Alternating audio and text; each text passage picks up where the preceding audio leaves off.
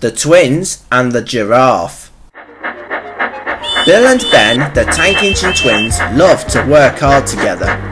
They feel really useful whenever they have a job to do. But some jobs can seem a bit tricky for the two engines put together. One day, Bill and Ben puffed happily into the docks with their trucks of china clay.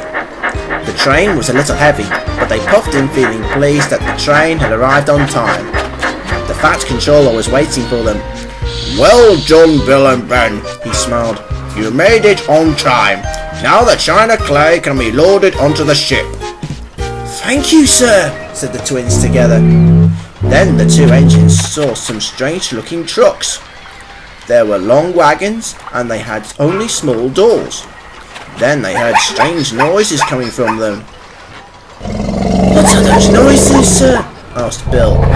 "Sounds like one of the trucks has a problem," said Ben. The Fat Controller laughed. "No, these are the new trucks for carrying animals in," he explained. Bill and Ben were puzzled. "What animals?" they asked.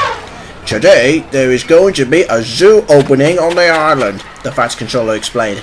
"I have decided to bring in some animals and put them in a zoo for the visitors to enjoy." This made the twins very excited. They like it when new places were being planned and built, but they often never got a chance to take part in the work. "What animals are in the truck, sir?" asked Bill. "We're sorry for asking all the questions," put in Ben.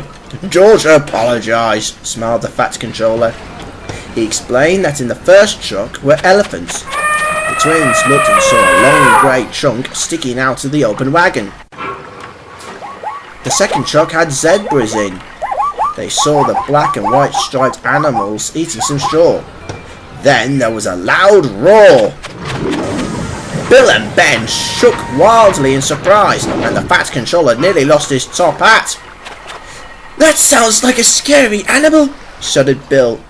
"That's no ordinary lion," said the Fat Controller. "That's the Lion of Sodor. I've managed to bring home the lion Sodor is very proud of." Then Toby, Edward and Murdoch arrived to collect the wagons. They were very excited. "We're all helping out with the new zoo at the station," smiled Toby. "I'm taking the zebras." "I'm going to pull the elephants," grinned Edward. "And Murdoch will be pulling the Lion of Sodor," said the Fat Controller. Murdoch felt very proud of himself. "Yes, sir," he puffed. "It's an honour to pull such a special animal." "On your way now, please," said the Fat Controller. "The zoo will be opening later today." "Yes, sir," said the engines. "Goodbye, Bill and Ben," reached Toby as he rang his bell. "We'll tell you all about it," whistled Murdoch. Bill and Ben were starting to feel a bit left out. They wanted to help too. "Please, sir," said Bill, "can we help too?" "We want to help out as well," agreed Ben. The Fat Controller thought for a moment. "Well, if you two promise not to be silly or play any tricks..." "We promise, sir," said Bill and Ben together. "Very well," said the Fat Controller. "Go and shunt away your trucks and then come straight back here." Bill and Ben were excited. Now they were going to be helping out after all. So they puffed away to shunt their trucks. When they returned, they could see an animal being lowered into a wagon. Bill and Ben gasped when they saw it. It was a very tall animal with a very long neck. "This is a giraffe," said the Fat Controller. "I need you two to take it to the zoo. The giraffe keeper will be coming along to look after it." Bill and Ben looked at the giraffe. They could see the giraffe was covered in spots. "Oh dear," puffed Bill. "He looks unwell. Shouldn't we call a vet?" asked Ben. The Fat Controller and the giraffe keeper laughed. "He's not unwell," the giraffe keeper chuckled. "Giraffes always have spots, but it's a long story to tell how they get them." Bill and Ben felt very silly, but they decided not to think about it. "Are you ready to go?" Bill asked Ben. "Certainly," smiled Ben. "I'll push from the back and you pull from the front." So Bill puffed to the front of the wagon. When both engines were coupled up, they were ready to go. The giraffe keeper climbed on board Bill's cab and the fat controller spoke to the twins. "Now I am relying on you two to deliver the giraffe safely to the zoo," he said. "So no silliness or tricks from any of you." "Yes, sir," said Bill. "No tricks at all," agreed Ben. "Good," said the fat controller. "Now on your way, please." The twins blew their whistles and they set off happily out of the docks. The twins puffed happily along the line with the giraffe. They thought this was one of the best jobs they had ever had. "I can't wait to get to the zoo," Bill grinned. "Seeing all those animals in here will be lots of fun," steamed Ben. "Steady, Bill," said Bill's driver. "You too, Ben," called Ben's driver. "We'll be there in no time." But the twins wanted to get to the zoo in time for the grand opening. Then Ben looked up and saw the giraffe's head stick out from the back window. Then the giraffe made a noise Bill and Ben had never heard before. Ben shuddered. "Stop!" he cried. "Stop!" The drivers applied the brakes and the twins both came to a stop. The giraffe shook slightly, but he wasn't hurt. The giraffe keeper came to see Ben. "What's the matter?" he asked. "The giraffe made a noise," moaned Ben. "I think something's wrong." The giraffe made its noise again. "Silly engine," said the giraffe keeper. "There's nothing wrong. Giraffes always make that noise." "Oops, sorry," said Ben. "Don't scare me like that again," said Bill. "Let's try again, Ben," said Ben's driver. "Fancy being scared of a giraffe's noise." Ben went red in the face. The giraffe keeper climbed back on board Bill and they set off again. They puffed through Wellsworth Station where Stanley was taking on passengers. He was looking after Toby's passengers for the day. Stanley whistled as Bill and Ben puffed past with the giraffe. "Hello," he tooted happily.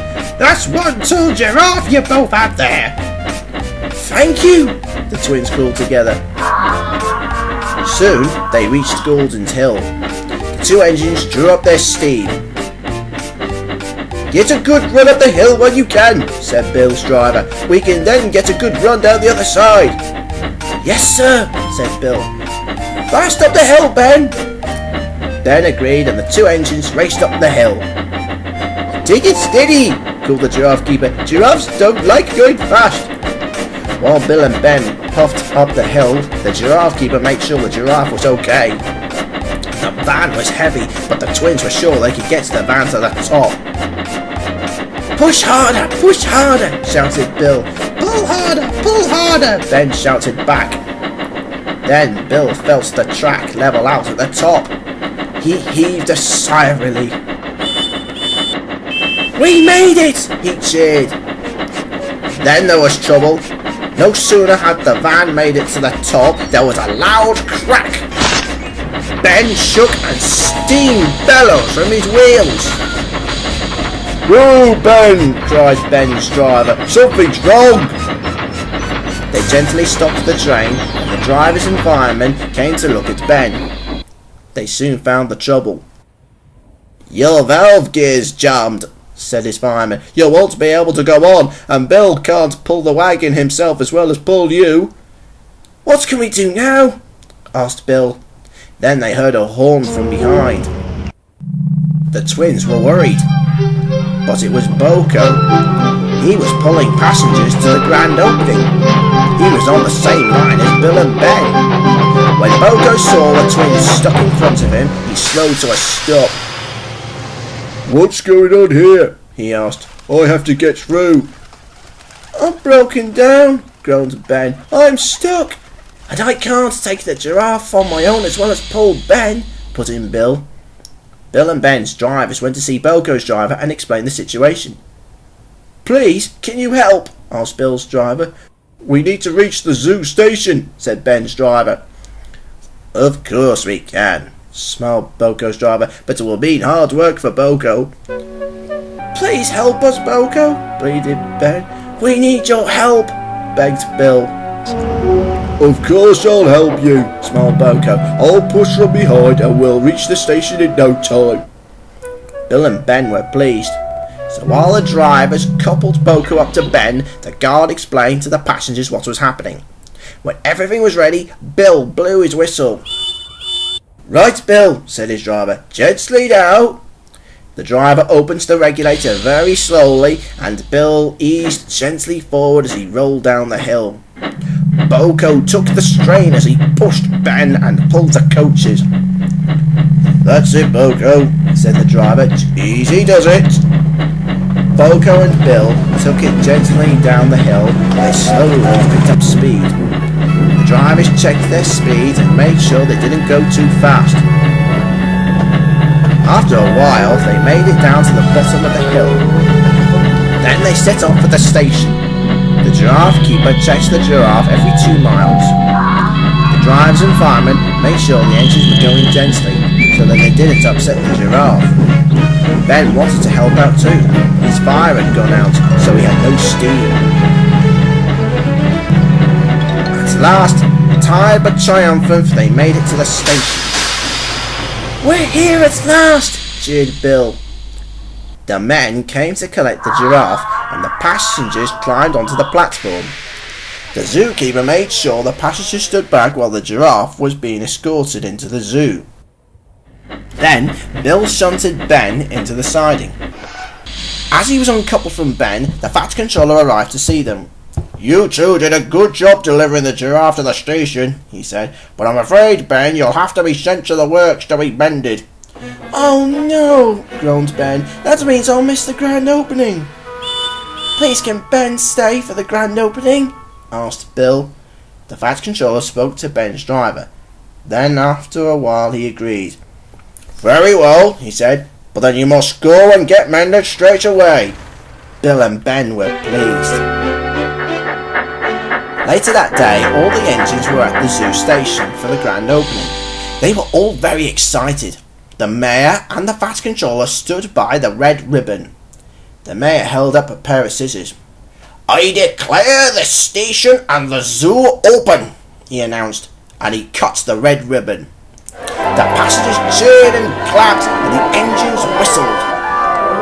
"Well done to everyone who helped to make this possible," smiled the fat controller. "You have all worked hard and been really useful." All the engines felt very proud of themselves. Bill and Ben were happy too. "Thank you for coming to our rescue," smiled Bill. "You really were a big help," agreed Ben. "That's all right," smiled Boco. "I'm lucky that I was there to help you out." Then they looked and saw the giraffe stick his head over the brick wall. He made his noise again. The twins were surprised. They were puzzled. "What's up with the giraffe?" asked Bill. "Is something wrong?" wondered Ben. "I think he said thank you," said Stanley. "You two did a job well done," put in Toby. "But I broke down," explained Ben. "That's all right," smiled Edward. "What's important is that you two worked together and asked for help when you needed it." "Yes, indeed," agreed Murdoch. "You've proven yourself to be very helpful." "You have both been a pair of really useful engines," the fat controller added. "You should be very proud of yourselves." Bill and Ben felt so proud their axles tingled. And as the giraffes had disappeared, the twins felt like they were the happiest of all.